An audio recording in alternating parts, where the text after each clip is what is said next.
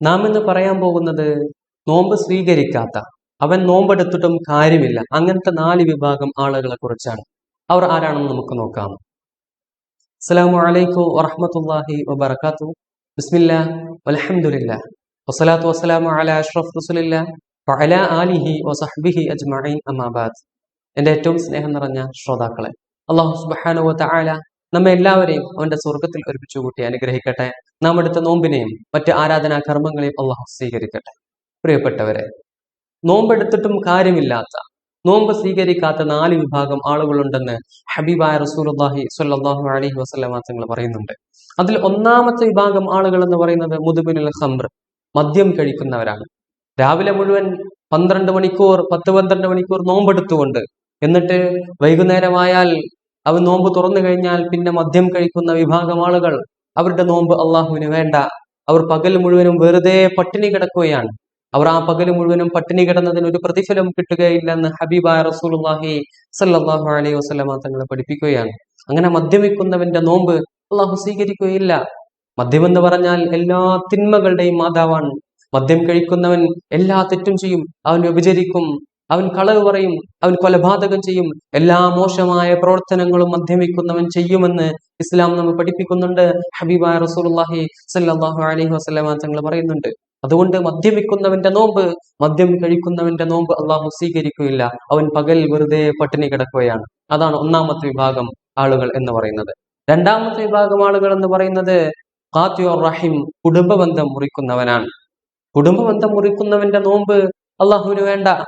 കുടുംബങ്ങൾക്കിടയിൽ പിണക്കം ഉണ്ടാക്കി, അവർക്കിടയിൽ ചെറിയ പ്രശ്നങ്ങൾ ഉണ്ടാക്കി അവരെ കുടുംബബന്ധം വിച്ഛേദിക്കുന്ന ഒരു വിഭാഗം ആളുകൾ, അവരുടെ നോമ്പ് അള്ളാഹു സ്വീകരിക്കുകയില്ല. ചെറിയ ചെറിയ നിസാരമായ പ്രശ്നങ്ങൾക്ക് പോലും കുടുംബബന്ധം വിച്ഛേദിക്കുന്നവർ, ചെറിയ വഴിത്തർക്കം, ചെറിയ വെള്ളത്തിന്റെ പ്രശ്നം, ചെറിയ അങ്ങോട്ടും ഇങ്ങോട്ടുള്ള ചെറിയ അസ്വാരസ്യങ്ങൾ, അതിന്റെ പേരിലൊക്കെ കുടുംബത്തിന്റെ ബന്ധം പാടെ വിച്ഛേദിച്ച് കളയുന്നവർ, എന്റെ പ്രിയപ്പെട്ടവരെ, നമ്മൾ വെറുതെ പട്ടിണി കിടക്കുകയാണ്. നമ്മുടെ നോമ്പ് അള്ളാഹു സ്വീകരിക്കുകയില്ല.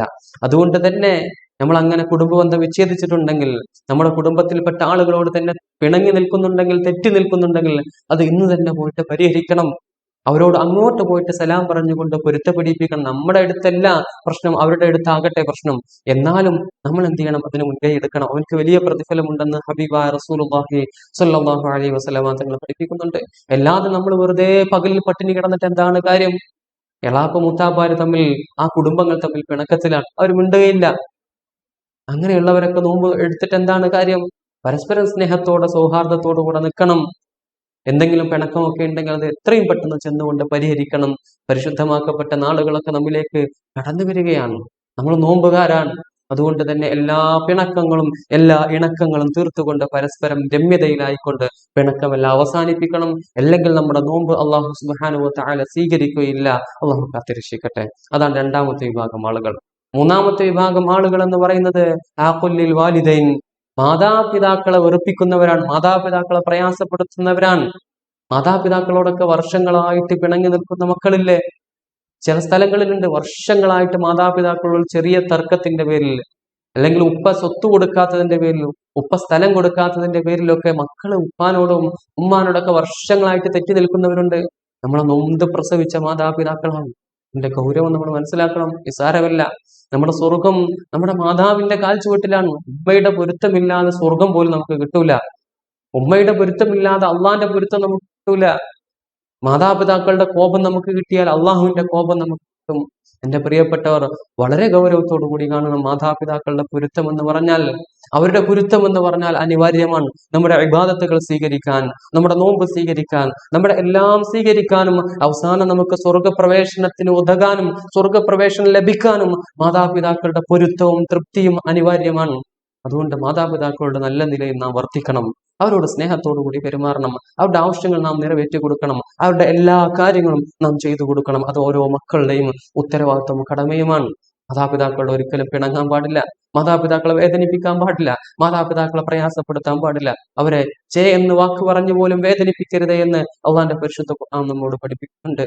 അവരോട് ചേ എന്ന വാക്ക് പോലും പറയാൻ പാടില്ല.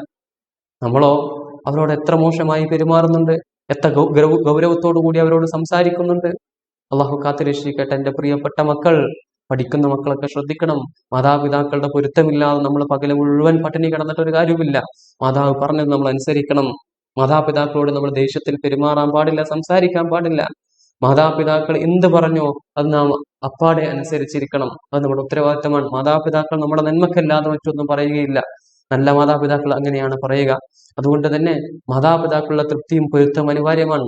അതില്ലാതെ മാതാപിതാക്കളോട് വെറുപ്പിച്ചാൽ, മാതാപിതാക്കളെ വേദനിപ്പിച്ചാൽ അവരുടെ നോമ്പ് പോലും അള്ളാഹു സ്വീകരിക്കുകയില്ല എന്ന് ഹബീബായ റസൂലുള്ളാഹി സ്വല്ലല്ലാഹു അലൈഹി വസല്ലം തങ്ങൾ പഠിപ്പിക്കുകയാണ്.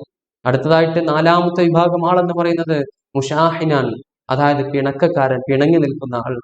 തന്റെ സുഹൃത്തിനോട്, തന്റെ ഒരു മുസ്ലിമിനോട് പരസ്പരം 3 ദിവസത്തിലധികം പിണങ്ങി നിൽക്കാൻ പാടില്ല എന്ന ഹബീബായ റസൂലുള്ളാഹി സ്വല്ലല്ലാഹു അലൈഹി വസല്ലം തങ്ങൾ പറയുന്നുണ്ട്. അങ്ങനെ പിണങ്ങി നിൽക്കുന്ന ആളുകളുടെ നോമ്പും മറ്റു ഇബാദത്തുകളും ഒന്നും അള്ളാഹു സ്വീകരിക്കുകയില്ല. അങ്ങനെ പിണക്കമുണ്ടെങ്കിൽ, പരസ്പരം തെറ്റി നിൽക്കുന്നുണ്ടെങ്കിൽ അതെല്ലാം ഇന്ന് തന്നെ പരിഹരിക്കണം. പരസ്പരം കൂട്ടുകാരായിരിക്കാം, നാട്ടുകാരായിരിക്കാം, ബന്ധുക്കളായിരിക്കാം, എങ്ങനെയാണെങ്കിലും പിണങ്ങി നിൽക്കൽ അത് നമ്മുടെ ഇബാദത്തുകൾ സ്വീകരിക്കുന്നതിന് തടസ്സം നിൽക്കുന്ന ഒരു കാര്യമാണ് പിണക്കം എന്ന് പറയുന്നത്. ഒരിക്കലും അത് ഉണ്ടാകാൻ പാടില്ല. ഇനി ആരെങ്കിലും പരസ്പരം പിണക്കത്തിലാണെങ്കിൽ ആദ്യം അവരോട് പോയി മിണ്ടി അതൊക്കെ പരിഹരിക്കണമെന്ന് പ്രത്യേകം എന്റെ പ്രിയപ്പെട്ടവരോട് ഓർമ്മപ്പെടുത്തുകയാണ്. അള്ളാഹു സുബ്ഹാനഹു വ തആല നമ്മുടെ നോമ്പുകളും മറ്റ് ആരാധനാകർമ്മം സ്വീകരിക്കട്ടെ. ഈ 4 വിഭാഗം ആളുകൾ നാം പെടാതിരിക്കണം, അത് ശ്രദ്ധിക്കണം. അങ്ങനെ ഉണ്ടെങ്കിൽ നമ്മുടെ നോമ്പ് അള്ളാഹു സ്വീകരിക്കുകയില്ല, വെറുതെ പട്ടിണി കിടക്കലാകും. അതുകൊണ്ട് വെറുതെ രാവിലെ മുഴുവൻ പട്ടിണി കിടക്കേണ്ട ആവശ്യമില്ലല്ലോ. അതുകൊണ്ട് ഇത്തരം വിഭാഗങ്ങൾ നാം പെട്ടിട്ടുണ്ടോ എന്ന് ശ്രദ്ധിക്കുക. അങ്ങനെ എന്തെങ്കിലും പ്രവർത്തനങ്ങൾ നമ്മിൽ നിന്ന് സംഭവിച്ചു പോയിട്ടുണ്ടെങ്കിൽ അതൊക്കെ പൊരുത്തപ്പെടിപ്പിച്ച് അതെല്ലാം അങ്ങോട്ട് പോയി മിണ്ടി എല്ലാം പരിഹരിക്കണമെന്ന് പ്രത്യേകം ഓർമ്മപ്പെടുത്തുകയാണ്. അള്ളാഹു നമ്മിൽ നിന്ന് കബൂൽ ചെയ്യട്ടെ. അള്ളാഹു നാം എടുത്ത നോമ്പുകളൊക്കെ സ്വീകരിക്കട്ടെ. നമ്മ എല്ലാവരെയും അള്ളാഹുന്റെ സ്വർഗ്ഗത്തിൽ ഒരുമിച്ച് കൂട്ടി അനുഗ്രഹിക്കട്ടെ. ആമീൻ ആമീൻ യാ റബ്ബൽ ആലമീൻ. അസ്സലാമു അലൈക്കും വറഹ്മത്തുള്ളാഹി വബറകാതുഹു.